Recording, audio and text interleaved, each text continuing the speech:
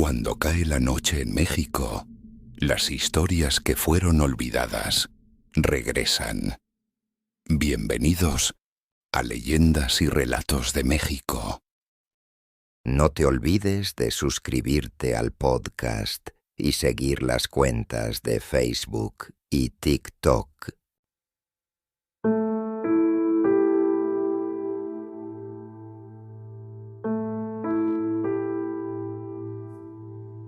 Amigos, sean bienvenidos a un nuevo episodio de La Fase Frontera.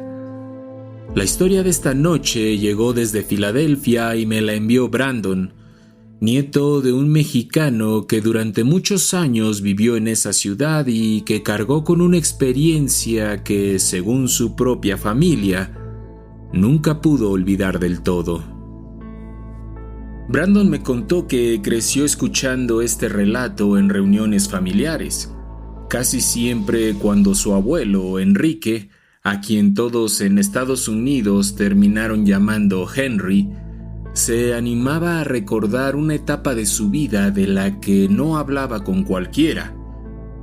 Enrique era un hombre originario de Santa María la Ribera en la Ciudad de México que emigró a Estados Unidos y que una vez, por cuestiones de trabajo, se involucró en una historia fuerte dentro de una casa vieja en Filadelfia.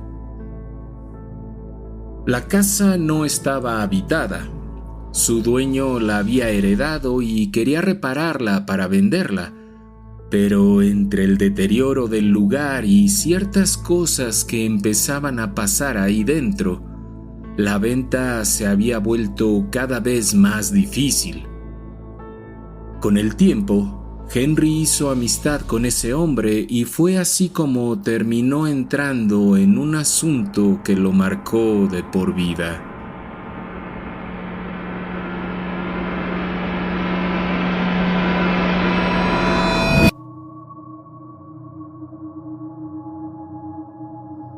Mi nombre es Brandon y la historia que voy a contar no me pasó a mí sino a mi abuelo Enrique.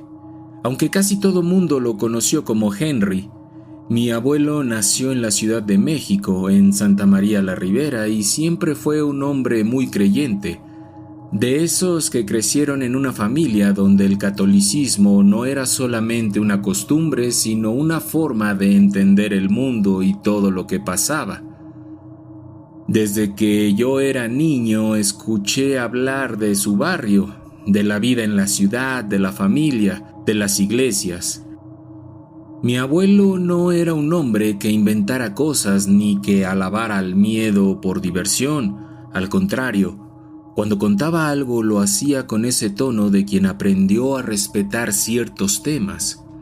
Por eso, cuando se animaba a hablar de aquella casa en Filadelfia, todos sabíamos que venía algo serio.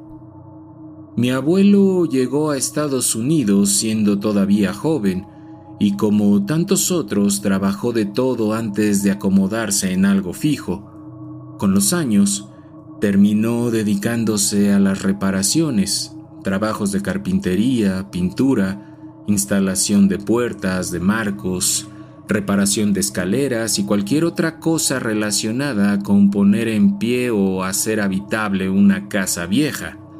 Fue así como conoció a un hombre llamado Walter Doyle, un señor irlandés reservado, nada simpático al principio, pero tampoco era una mala persona.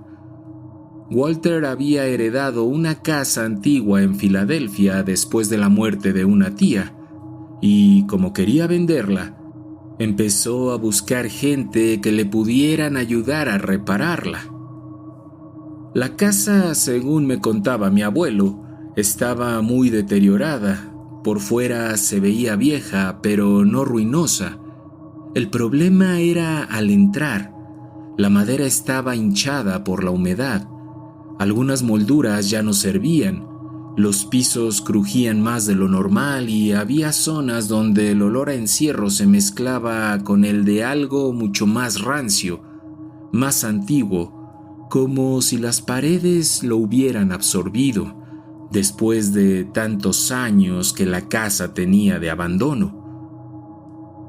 Además, la casa tenía un sótano y la entrada a este estaba justamente en una de las áreas que más urgía reparar, porque el marco y varios escalones de madera ya no aguantaban muy bien.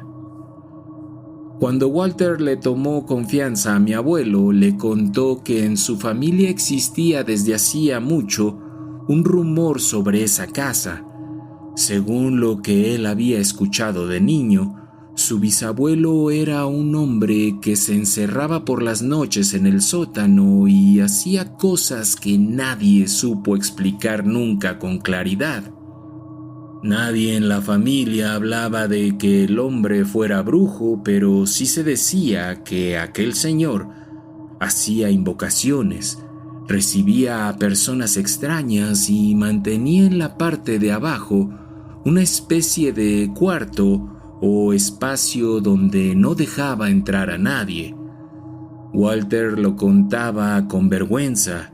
Se le veía la pena al repetir una historia familiar tan incómoda y necesitaba decirlo en voz alta para justificar por qué se sentía tan mal dentro de esa casa. Mi abuelo, que ya había visto muchas casas cargadas de abandono, humedad y silencio, no le creyó del todo al principio. Pensó que era el típico rumor viejo que una familia conserva para explicarse el miedo que le da una propiedad vieja y abandonada por el tiempo. Aún así, con los días empezó a notar cosas que no terminaban de encajar. Pequeños ruidos, puertas que no estaban como él las había dejado, una sensación rara en ciertos pasillos, especialmente en la zona que daba a la bajada del sótano. Walter, por su parte, también empezó a cambiar, no de golpe, no como en una película, sino de una manera más triste y más real. Dormía mal, estaba más irritable, contestaba con aspereza y parecía cada vez más empeñado en terminar las reparaciones cuanto antes, como si vender la casa hubiera dejado de ser una conveniencia y se hubiera convertido en una necesidad urgente. Hubo una ocasión en la que mi abuelo lo encontró parado frente a la puerta del sótano, completamente quieto, mirando la oscuridad de la escalera. Cuando le preguntó si necesitaba ayuda, Walter se sobresaltó como si no lo hubiera escuchado acercarse y le dijo que no bajara nunca solo cuando la tarde ya estuviera cayendo. Mi abuelo le preguntó el por qué, pero Walter solo respondió que ahí abajo a veces se oían cosas extrañas. Mi abuelo siguió trabajando porque necesitaba el dinero y porque hasta ese momento nada de lo que había visto le bastaba para hacerlo renunciar. Le tocó reparar varios tramos de madera, incluyendo la zona de la entrada al sótano. Walter quería que quedara presentable porque cualquier comprador serio iba a notar de inmediato el mal estado de esa parte de la casa, así que mi abuelo empezó a cambiar piezas, reforzar el marco y lijar algunas partes antes de darles una mano de barniz.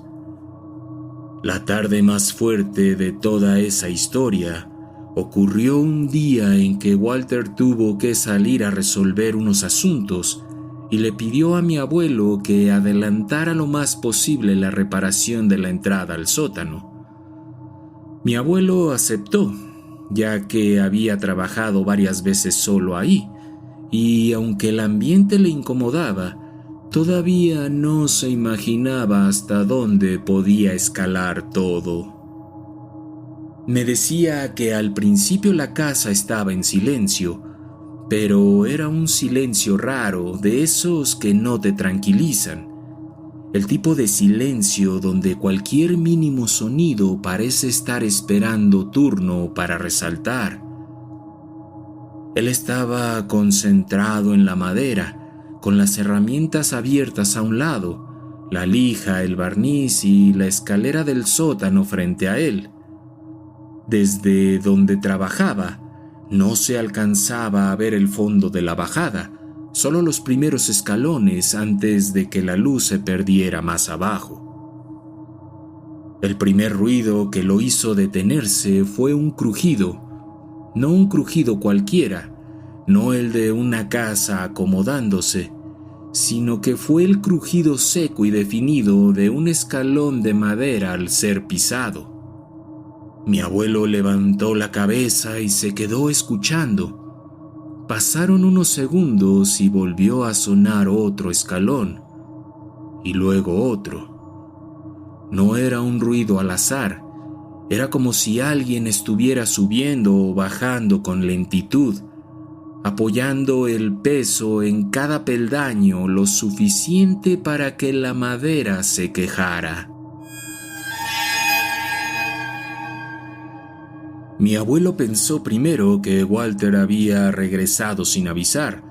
Lo llamó por su nombre, pero nadie respondió. Entonces, además de los pasos, escuchó algo peor, una respiración trabajosa, no fuerte ni monstruosa, sino la respiración de alguien que parece venir cargando dolor o cansancio. Después llegó un quejido bajo, casi como un lamento contenido, y ahí fue cuando la incomodidad se convirtió en miedo verdadero. En ese momento, las luces empezaron a parpadear. Mi abuelo me contó que no fue un apagón, sino un temblor en la electricidad, como si la casa misma estuviera reaccionando a lo que estaba ocurriendo. La luz subía y bajaba, y con cada parpadeo la escalera parecía más profunda, más estrecha y más viva. Él intentó seguir trabajando un momento más, quizá para no ceder del todo al miedo, pero llegó a un punto en el que ya estaba harto de sentir que algo quería imponerse desde abajo. Entonces hizo lo único que le vino a la mente. Como venía de una familia profundamente católica y desde niño había aprendido a refugiarse en la oración cuando sentía que algo no estaba bien, empezó a rezar en voz baja el Magnificat de la Virgen María. Al principio lo hizo con duda por el miedo que comenzaba a correrle en el cuerpo, pero conforme los crujidos en la escalera siguieron y aquella respiración se hizo más presente, empezó a decir la oración con más fuerza y más firmeza, con más intención, como si de verdad cada palabra estuviera levantando una barrera. Y fue justo a medio rezo cuando todo se desbordó. Una botella de barniz que él había dejado en una mesa salió disparada con una fuerza brutal y se estrelló contra la pared. Le pasó rozando al costado derecho. Así me lo dijo siempre mi abuelo. Voló el barniz. El golpe del cristal contra el muro sonó como un disparo dentro de aquella casa vacía, y el líquido se regó por todas partes mientras el olor fuerte llenaba el aire de inmediato. Mi abuelo dio un paso hacia atrás por puro reflejo, con el corazón desbocado, y ahí entendió que aquello que estaba en el sótano no solo había escuchado su oración, sino que había reaccionado con rabia. Lo más impresionante es que no salió corriendo al primer segundo. Se quedó paralizado, mirando la escalera, esperando ver algo que justificara lo que acababa de pasar. Pero no vio ninguna figura. No hubo un fantasma claro ni un rostro asomándose. Solo volvió a escucharse un crujido en uno de los escalones, como si eso que estaba abajo hubiera salido corriendo a la planta superior. Ahí, fue cuando agarró sus cosas como pudo y salió deprisa. Cuando Walter regresó, encontró a mi abuelo afuera, pálido y todavía con el olor del barniz encima. Mi abuelo le contó lo que había pasado y por primera vez Walter dejó de disimular que todo era parte de la normalidad. Esa misma noche lo llevó a tomar algo y entre tragos y silencios, terminó confesándole que la casa ya le había hecho cosas similares. Le dijo que a veces lo llamaban por su nombre desde abajo, que en más de una ocasión había encontrado la puerta del sótano abierta después de que él se había asegurado de haberla dejado cerrada, y que ya no se sentía capaz de seguir entrando ahí solo. Aún así, los dos intentaron avanzar un poco más con las reparaciones en los días siguientes, pero todo se fue poniendo peor. Walter dormía cada vez menos, estaba más flaco y más obsesionado con terminar el sótano. Mi abuelo, por su parte, ya no podía trabajar en esa parte de la casa sin sentir una presión constante en el pecho. No hacía falta ver nada, bastaba con oír un crujido o sentir que el aire se ponía más pesado. Fue entonces cuando Walter le pidió un último favor a mi abuelo. Le dijo que lo acompañara a ver a unas personas que, según le habían recomendado, podían orientarlo con lo que estaba pasando en la casa. Mi abuelo aceptó sin saber bien a quién iban a visitar. Pensó que serían sacerdotes o algún investigador local o simplemente alguien con fama de entender de esos asuntos. Viajaron varias horas. Mi abuelo siempre decía que no recordaba el trayecto completo, solo que llegaron a una casa que por fuera no tenía nada especialmente teatral, pero sí algo que se le quedó grabado. Walter le pidió que lo esperara afuera. Mi abuelo no entró. Se quedó en el coche fumando y mirando la fachada sin entender muy bien qué estaba haciendo ahí. Walter salió una hora después, más serio de lo habitual, y nunca le explicó con claridad a quién había ido a ver. Solo le dijo que ya sabía que el problema de aquella casa no se iba a arreglar cambiando madera ni reparando las cañerías.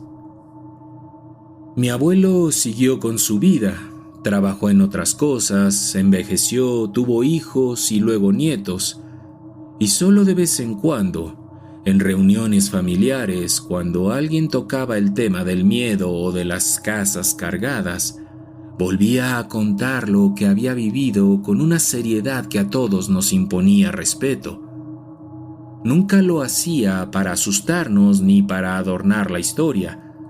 Lo contaba como quien advierte que hay lugares donde lo que pasó se queda más tiempo del que debería. Años después, una tarde cualquiera, yo estaba viendo un documental en la televisión junto a mi abuelo. Para entonces, Henry ya era un hombre grande y a veces se quedaba callado mirando la pantalla, como si algo de lo que veía lo empujara de vuelta a sus recuerdos. En un momento del programa apareció una casa y fue entonces cuando dijo casi de inmediato: «Yo conozco ese lugar».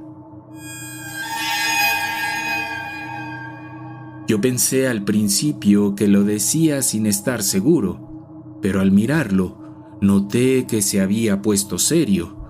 Segundos después, la voz del narrador reveló que la casa que estaban mostrando pertenecía a Ed y Lorraine Warren. Mi abuelo, sin apartar la vista de la televisión, dijo que esa era la casa a la que una vez había acompañado a Walter. Jamás supimos si los Warren tomaron el caso. así, entre sombras y secretos, terminamos este viaje por las leyendas que habitan en los rincones de México. Pero recuerda, escucha, el viento aún lleva susurros, las paredes guardan memorias y la noche siempre tiene más historias que contar. Hasta la próxima, si es que te atreves.